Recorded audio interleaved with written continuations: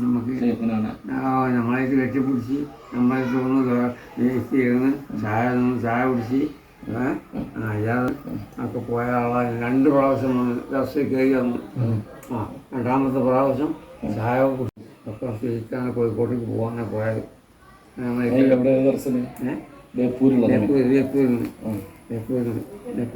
2 പ്രാവശ്യം മുകളിൽ ബസ്സിൽ കയറി വന്നു. വൈകുന്നേരം വന്ന് രാവിലെയും വന്നു.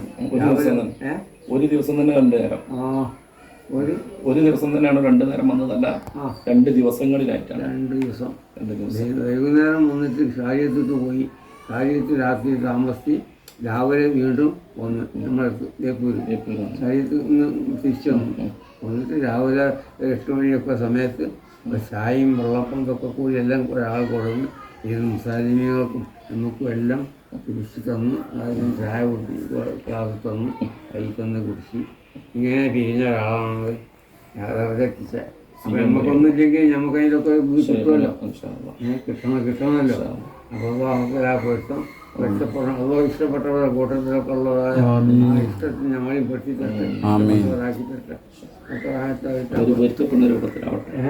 പൊരുത്തം നമുക്ക് നിലനിർത്തിയൊക്കെ തരട്ടെ കേട്ടോ. അപ്പോൾ